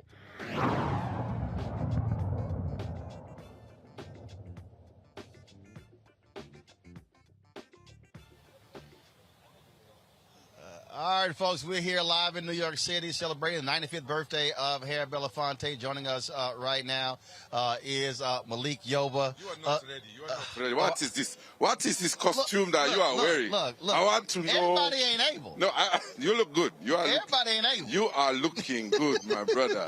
You are looking. Come on now. Good to see you, man. You know, I own 8 of these. I ain't feel like wearing I like it. Plus, it is a little warm, too. You got the gloves? Well, no, right. Because, staying out here in one For a spot long for 2 time. hours. And these aren't those key lights that'll keep you warm. No, see, those are the old lights. Yeah. Right, see, this is where you want those old hot lights. Right, these LED cool lights don't work when it's freezing. So, Doc, let's talk about tonight. First time you met Harry Belafonte? I was just telling the story. I had a dream about him. Really? And I'd seen a movie. I think the film was called Odds Against Tomorrow. I fell asleep. And then the next day, he walked out of the elevator at the Reebok Sports Club. And I said, I just dreamt about you last night. He goes, what did you dream about me for? He told me the story about he had his first deal at a studio.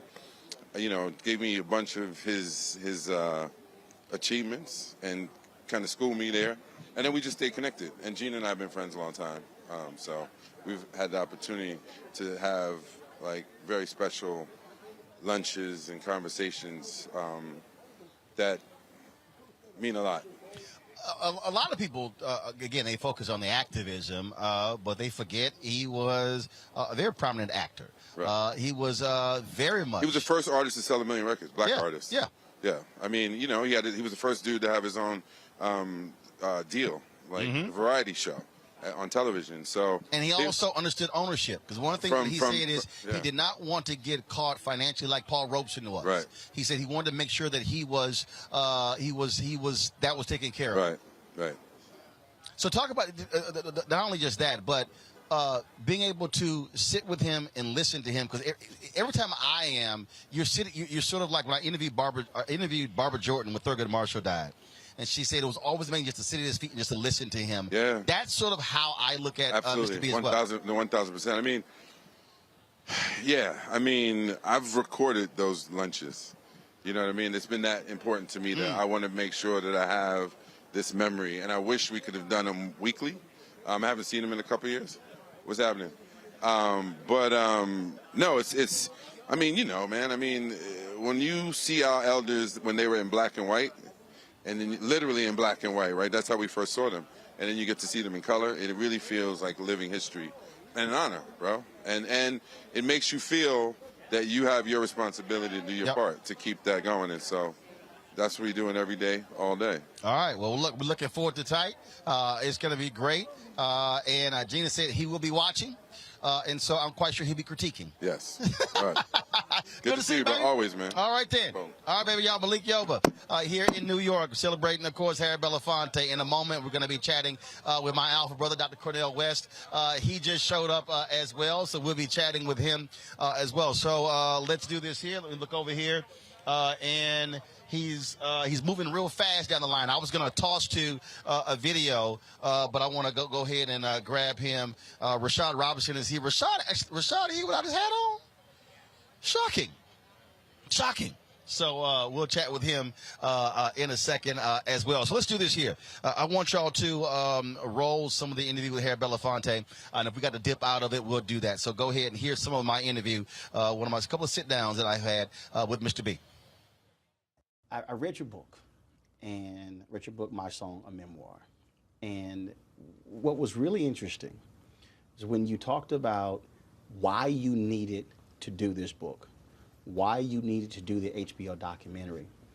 Because with Marlon Brando, your longtime friend, passing away, all of that history died with him. Yes, there's a whole culture in America that's deeply committed to the politics of progress. And a lot of people play a role in that culture, but they play it quietly. And a lot of them have celebrity status. And Marlon and I grew up together. I met him when I was 19. We were in school together. And our careers our lives paralleled one another. As a matter of fact, he introduced me to my second wife. And someone who he was dating. Yeah, as a matter of fact, I met her while he was dating her. And I said, this is too good for you, Marlon. That's a good friend. Anyway, he did a lot. He did a lot with the Black Panthers. He did a lot with SNCC, Student Nonviolent Coordinating Committee. He came and met with Dr. King any number of times, came to New York, along with a host of other celebrities, to raise funds and to raise consciousness. I think America needs to know that they have citizens who do this on a much larger scale than the press is able to report or chooses to report. So when he passed, I saw the void that was there as far as my soul was concerned, because I lost a very good friend. But then I understood that he went away without ever telling America what he did. And America needed to know that there are a lot of citizens that make a difference. All right, folks, welcome back. We're dipping out of that. So they told me Rashad Robinson was behind me. I was like, where? He ain't have his hat on. I'm trying. I don't even think I couldn't compete. I couldn't compete. Yeah, but you didn't go to sleep. You go to sleep with your hat on. So I was like, he ain't got a hat on. Somewhere in between my house and here, the hat disappeared. And we'll find it at some point. But I couldn't compete with this up here. Well, you know, I couldn't compete with the whole thing, brother. Hey, look, it's Mr. B. I mean, come on. It's Mr. B. If you're gonna do it, do it. Yes, exactly. I mean, and you have done it. Once again, you have done it. You have outshined us all. I'm just here chilling. No. Let's talk about 95 years of Harry Belafonte.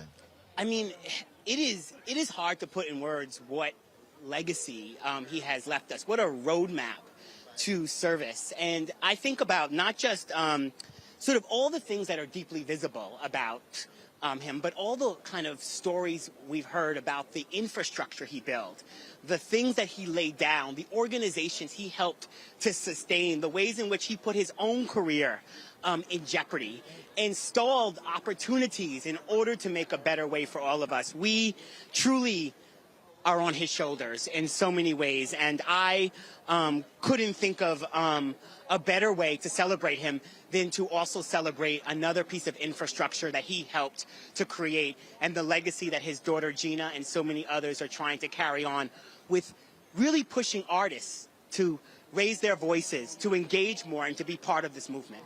All right, then. Well, man, always good to see you. Always it's good. a little chilly out here. I know. So we're going to get inside. Exactly. Appreciate you. Looking forward to the program tonight. All right. Appreciate you. Rashad, All right. Thank you very Thanks much. a bunch. All right, folks, right here. And looks like I see a couple of raindrops coming down. So, yeah, we about to do it real quick here. We're about to have our final guest, I believe. That is, I need y'all to get the umbrellas out of the car, please. Right now, of course, he is a great alpha man. He is a bad brother. 6 in the house. You know how we do. My brother, my alpha brother, Dr. Cornel West. How you doing? Meet my wife. Where'd she go? Meet my wife. Come meet Brother Roland. You know this is the one I know. It's good to meet you. Good to meet you. Yes, brother. You looking so sharp, man. Just here. You know, we just here. Lord have mercy. Y'all know who he is.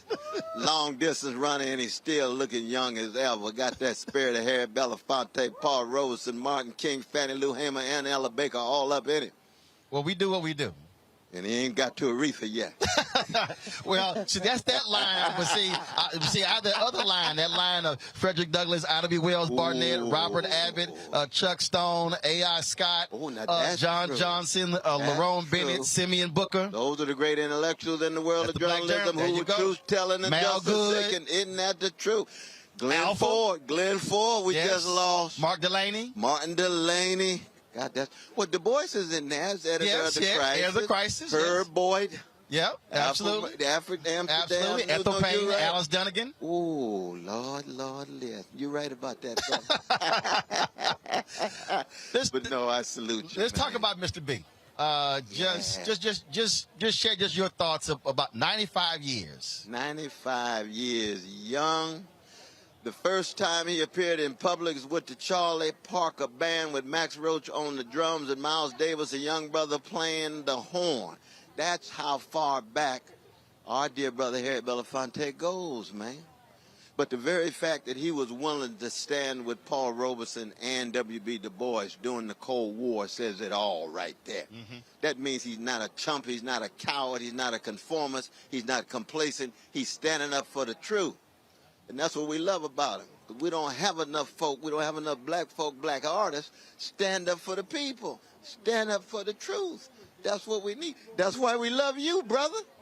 Also, that continuum. You talk about Paul Robeson. You talk about Dr. King. You talk about the fight against apartheid. That's right. Standing with Miriam Makeba, standing with Nina Simone. Absolutely. But also Nelson Mandela. That's right. I mean, you talk about, look, I keep reminding people, We Are the World originated with Harry Belafonte. Wow, that's true.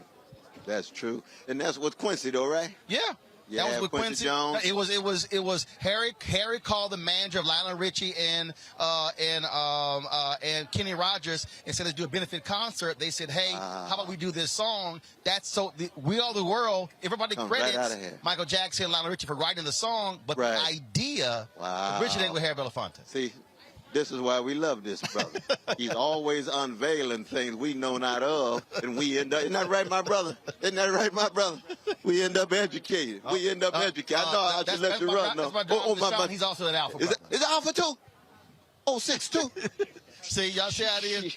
That's how we do it. I think my wife getting cold. Yeah, okay. You have to go inside. Love y'all. Love this brother. We're going to celebrate. Mr. B.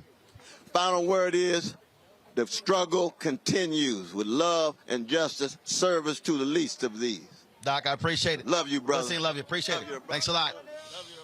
Folks, that is the great Dr. Cornel West, folks. It is going to be a great night. Like I said, there are so many people who are out here who are still coming through here, and so some folks still arriving. I see Reverend Sharpton. He just arrived.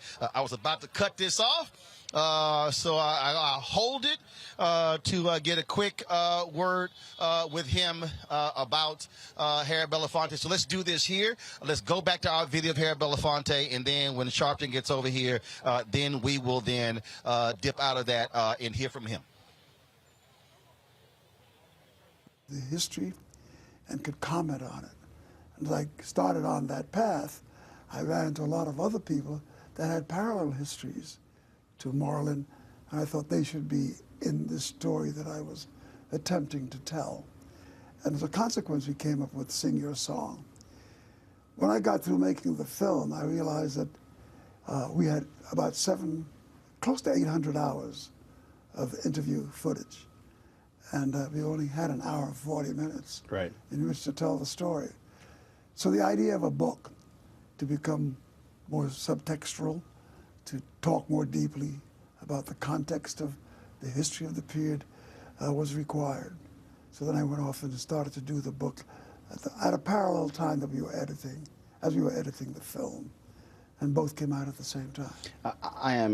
I've always been fascinated with history, but specifically African American history. When Gordon Parks died, when I read these obits, and you're sitting here saying, man, he did all of this. And I began to get DVDs and begin to get books to really understand who he was. And in many ways, that's how I felt reading this book. I mean, I'm sitting there going, man, I've known a lot of stuff, about Harry Belafonte. But wow, this is amazing. And what really stood out was that you literally were at the intersection of so much history. Paul Robeson, W.B. Du Bois going to dinner, Dr. King going through SNCC and all of those folks. And so when you think back on that, do you even tell yourself, man, those were amazing times? I really didn't get into the fact, oh, well, I knew there were amazing times as I was living out the history. You can't have over 250,000 people show up on the Mall of Washington, D.C. and don't know that something's going on. Right, right. So things like that, which were outstanding, obviously stood out. And I was aware of the fact that I was with men like Dr. King and John Kennedy and Nelson Mandela and women like Eleanor Roosevelt and Rosa Parks, who had their hands on the pulse of our time. And that to be in their service meant that I was doing something that had historical value. It is in that spirit that I was able to sustain and maintain a life of social commitment that satisfied the earliest instructions that I got from my mother, which was never go to bed at night knowing that there was something you could do to stop injustice and didn't commit yourself to it. She said, all right, folks, welcome back to the 95th birthday celebration of Harry Belafonte. Joining me right now is someone who is sat at the feet of Mr. B and listen to him, study him, Justice Smallette. Just how you doing, man? All good. Talk about tonight, 95 years of this great man. Oh, my goodness. We've been so blessed to have him all this time. What a blessing. This is a king, you know, for this nation, for this world, somebody that really has given his all. I always say that he's found a way to keep his voice as an activist without losing his voice as an artist, and vice versa. And that's not always an easy thing to do, but he's found a way to do it, and he's inspired like generation after generation after generation, you know, to continue in his footsteps. He also challenges artists. Yes, he does. He is not one to be shy. You can't be down with Mr. Belafonte if you're not willing to do something. You know, it's just the way that he is. It's the way the whole family is, you know, and I'm here with Gina and just the entire family, and just really, really genuine, good people who are maybe in Hollywood, but Hollywood's not in them, you know, so just he knows what's important, and he's instilled that in his legacy that will continue to carry on. And I think what's the most important is that his legacy is not just singing, it's not just acting, but really putting it on the line that, frankly, has been deemed by many people to be far more important than the artist piece. It's the activist piece. Sure. I mean, but that's the piece of humanity that's the most important. I mean, sure, it's important what you do, you know, as a career, as your art and everything like that. But he injected that into his art, and he injected, you know, life and humanity of social justice in the world, and just making the world a better place. He never shied away from that at times when many other people did, and he could have, and probably benefited from it a lot more, but he didn't, and that's a very bold man. Indeed, man. Always good to see you. Appreciate it. It's be a little warmer inside, so we'll get in there. So I'll see you inside. I appreciate it. Good seeing you. All right then, folks. Justice Smallette sharing his thoughts about Harry Belafonte. I'm protesting. What? You know, I'm just saying. And he didn't bring me one of those African garments back either. He's been showing off all over the gram on all of these royal garments, garments that they gave him because they know he's the voice of Black America. Next time he goes, he should take a poor preacher from Brooklyn with him. Well, glad to see you. They did mess up. They gave me a medium, and so I can't wear that. So I'll be sure to send that to your office. I'll send it to your office. Hold on, gotta get your thoughts. Just 95 years of Harry Belafonte. 95 years of one of the greatest artists and actors, but one of the greatest activists. Who can say that they were instrumental to Martin Luther King and Nelson Mandela and even young activists today? I'll never forget when we started marching in New York, Harry would come out and march with us. And he'd sit in his apartment and tell me stories about Dr. King and about Nelson Mandela and lecture us that if you're not sincere, if you're not going to really be about it, don't do it. This is not about a career. This is about a cause. 50 years, 100 years from now, some young artist comes across this video, they see this celebration, what should they take from what this man has done?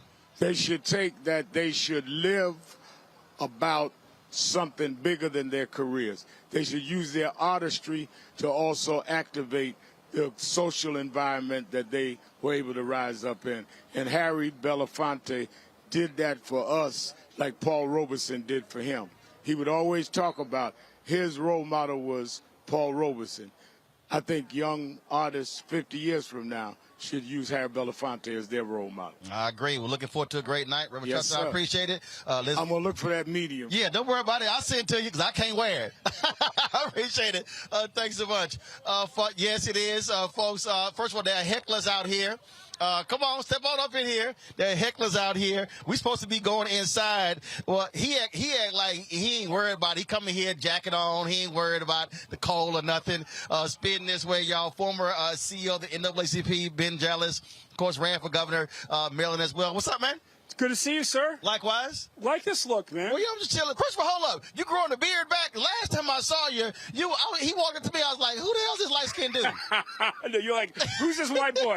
Who's this white boy walking over me like he know me? No. I got a bunch of, my mom with the same skin tone as you, so that, look, trust me, you walked up, I'm like, yeah, that's a brother. Good to see you, man. Likewise.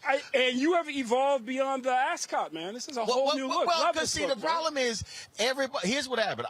People kept expecting the ascot. Yes. And see, I can't have them expecting. And you had some unexpected about ascots. You had some serious ascots. Yeah, and so it was like, yo, dude, we're the ascot. So I had to like retire it. Yeah. So I'm gonna bring it back out. Okay, good. But I had to hit, because now they don't know how I'm gonna come. Yeah. Because it's like, since I lost my digital show, they're like, dude, you wear T-shirts on the show because you never know what. I mean, COVID happened, right? Like I had True. like the Malcolm X goatee since like that was a thing. You know? And then COVID happened. You're like, let me try new beards. You know, so there you go. It did, but they were just anticipating it too much. Yeah. Now they kind of like, man, we don't know what he gonna come with. So that's how we do it. Let's talk about Mr. Harry Belafonte. Yeah, oh my God. You know, man, 95 years. Your first time meeting him. You know, I can't remember the first time. It was probably when I was an organizer in Harlem, as you know, young. But I'll tell you, the last time I was on stage with him was him and Sidney Poitier. And I was at the Image Awards. And it was me and Paula Patton on one end, and him and Sidney on the other. And for the only time in 5 years of broadcasting the Image Awards, I missed my line.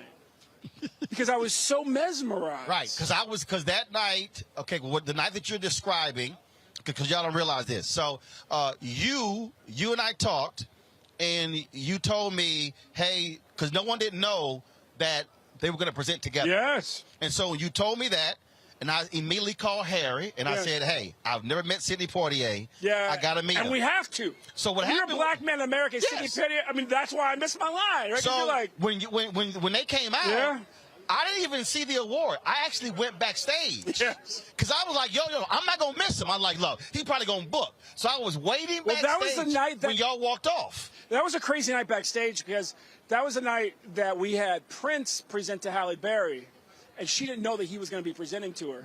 And I'm backstage, and I'm like, I heard Prince might be here. And she's like, I'm his biggest fan. And I'm like, every sister says that. And she looked like she was going to cut me. I was like, you know what? You're Halle Berry. If you say you're his biggest fan, sister, you're his biggest fan. Like, who am I? Right. You know? But that night was amazing. And when those two came out, I mean, the audience just erupted. And it showed you how they are, how those two were seen as royal. And again, 9 days apart in birthdays. Yes, incredible. And they were actors here in Harlem when they were young. And they came out to Hollywood one after the other. These are basically the two first black leading men in Hollywood. And they started out as boys up in Harlem. It's a beautiful story. And, and Harry's that guy. Well, first of all, Harry kind of, Sidney owed him because, remember, Harry had to work that night. And Sidney was his understudy, and then that's how Sidney came out to L.A. because the director was watching, and so Harry was like, "Damn, you still owe me, bro. You still owe me." No, man, brotherhood's a beautiful thing. But the thing, one of the reasons why I want to be out of here. First of all, I always love just sitting and talking with him. But people really don't get it is that being in his presence. I mean, you're literally sitting with living history. And yet he is so grounded. He's so real. He's so good. You know, I convinced Harry to endorse Bernie Sanders. And we're about to meet we're about to meet Bernie. And all of a sudden, Harry realizes, I'm about to endorse me for president. I haven't really had so much time with. He's like, what is he again? Is he like a socialist? He's a communist? I said, he's a democratic socialist. He goes, right, he's a wimp. You know, like, that was just it. It was just straight up Harlem. You know, just straight up, he's a wimp. Which is hilarious because Dr. King was a socialist. Yes, no, that's exactly right. And, you know, Harry came from a different day, you know. And when the only thing really mattered is, are you an anti-racist? And that's what he's dedicated his life to, is fighting racism with courage, frankly, lifting all of us up. I mean, the beautiful thing about the leaders who come out of Harlem and gravitate towards Harlem is when you're young, like, they always have time for you. Right. I can remember when I was president, and you remember, because we had that walk when I became president. People are like, who is this? In Arizona. Yeah, and they're like, who is this Negro, right? And so I go to Maya Angelou's house, and she and welcomes me into her kitchen, and she says, look, I'm getting old. I will do one thing for you. You just tell me what the one thing is. Well, I could never figure out the one thing that might shorten her life by a day, you know, so I never asked. Really? But Harry was the same way. Right. You know, and Harry had more vitality, so I asked a lot of Harry. But, you know, Harry was just, at the end of the day, he was a brother from Harlem. You know, yes, from Barbados, yes, from, you know, from the Bahamas, like the whole Caribbean heritage, not taking a thing away from that. He came of age of Harlem, and he understood, basically, if you were young and came up through Harlem like I did, like, he was going to make space for you. So I'm going to tell this story, and it's before we go, because we got to get inside. So I don't let nobody call me the N-word. Yes. I block people on social media. Sure. So we're at Reverend Sharpton's. I try to do it affectionately once. You're like, nope. Nope. We're at Reverend Sharpton's dinner. Yeah. Mr. B was being honored. Yes. And so we were shooting in, and I walk up to him, and I come on his right side, and he jumps, and he goes, nigga, when you taking me to lunch? Wear that as a badge of honor for the rest of your life. And I go, it's Harry Belafonte. I go, Harry Belafonte calling me the N-word. And I go, I'm going to let you slide calling me the N-word. I'll wear that as a badge of honor. I'm going to let you slide. I said, when you want to go? He said, anytime you want to. So literally, I said, fine. You tell me. I said, I will hop on the train. I will come down. He's that brother. And that's exactly what we did. He is royalty, and he is regular all the time in a Came down for lunch. We met at Ruth Chris Steakhouse here in New York City. And the crazy thing is, I'm trying to sit there and listen to him and ask you questions. No, he wants to ask me questions. Yes, he's a lifelong learner. No. I want to know what you're thinking. What do you think about this? What do you think about that? I'm like, I'm trying to hear you. Yes, and he's watching and thinking all the time. Yep. Always good seeing you, man. Love you, man. I appreciate it. Love you. Got to get inside. Yeah. Thanks a bunch for closing us down for us. Folks, Ben Jealous, former CEO, NAACP. We're here celebrating 95 years of Harry Belafonte. Want to thank all of you for watching us, folks. Normally we're live 6 to 8. We came on 1 hour early. And so a fantastic day. So many other people are here. I got my iPhone. I'm going to be shooting some other stuff on the inside. I'm going to hope to have those moments for you on tomorrow's show. So please check it out. We're going to also have post coverage tomorrow of President Biden's State of the Union address, which will be taking place tonight. And so we look forward to that as well. And so what we're going to do is we're going to close this out with a little bit more of my interview. I did 2 interviews with Mr. B when I was at TV One. We'll close it out with that. And then again, I'll see you guys tomorrow back in the nation's capital from our Roland Martin Unfiltered Black Star Network studios. Don't forget to support us in what we do. Please, your dollars make it possible for us to do what we do. So support us via Cash App, $RM Unfiltered. Venmo is R Martin. RM Unfiltered. PayPal is R Martin Unfiltered. Zelle is Roland at RolandSMartin.com. You can also hit us up at P.O. Box 57196, Washington, D.C. 20037. And don't forget to download the Black Star Network app on all the available platforms as well. And so, folks, that is it for us here in New York City. We'll close this out with a little bit more of my conversation with the great Harry Belafonte. Y'all know how we do it. Holla! Mute the slave has always been to the best interests of the slave owner. And I think that when a black voice is raised in protest to oppression, those who are comfortable with our oppression are the first to criticize us for daring to speak out against it. I think that it's a noble thing that he's done.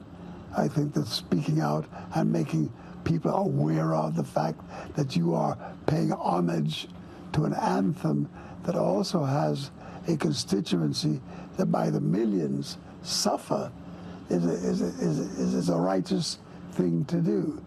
The fact that these people are having these, how dare you speak out against lynching and all of the things that that racism stands for, or the conclusions to racist acts permit, I think is a statement about America. I think he's a noble and a courageous man for having done that. Now, I say this with some history of my own. I was at the height of American success, hit records and movies and being rewarded by millions of people coming in attendance to the audiences that I played around the world. The machinery of oppression was always at work trying to discredit me, make me a communist, make me unpatriotic, et cetera, et cetera, et cetera.